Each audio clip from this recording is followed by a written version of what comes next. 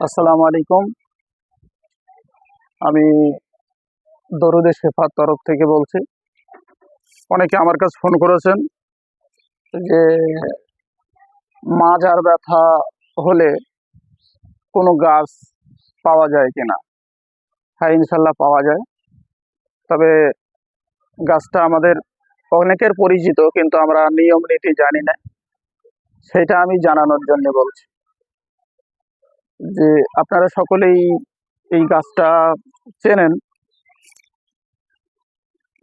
এই গাছটা সম্পর্কে সকলেই জানে। গাছটা চিতচিড়ে বলা হয়, এক এক দেশে এক এক রকম নামে ডাকে। এই চিতচিড়ে গাছটা দুটো কালার হয়, একটা সাদা এবং একটা লাল। এটা হচ্ছে লাল কালার, গায়ের রংটা একটু লাল। আপনারা সকলেই দেখছেন যে সাদা না, এই লাল চিতচিড়ে যদি প্রতিদিন একটা নামাজি মানুষ, 5 ওয়াক্ত নামাজ যারা পড়ে, এই নামাজি পরেশগারী মানুষ এই চিতচিড়ে গাছটার কাছে এসে শনি বা মঙ্গলবার সকালবেলা, ফার্স্ট সকালে ফরজের নামাজ পড়ে আসবে।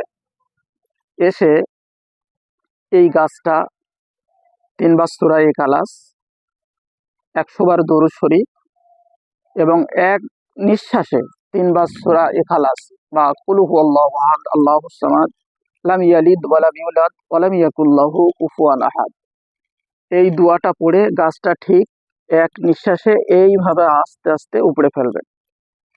উপড়ে ফেলার পরে মাটিটা ভালো করে ধুয়ে নেবেন।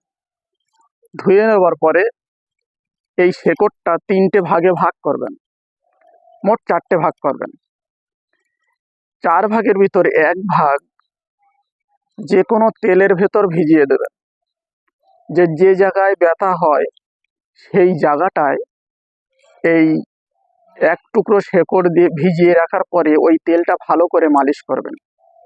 আর 3টে অংশ যে থাকবে, এই ছোট ছোট করে কেটে 3টে টুকরা মাদুলির ভিতরে ভরে লাল কাঠ দিয়ে যদি শনি বা মঙ্গলবার সকালে কোমরে ধারণ করে, তাহলে নিঃসন্দেহে ইনশাল্লাহ তার মাজার ব্যথা দূর হয়ে যাবে। সকলেই চিনে রাখুন গাছটা এবং বেশি বেশি করে শেয়ার করুন, যাতে করে অন্য মানুষ এটা জানতে পারে। আমিন।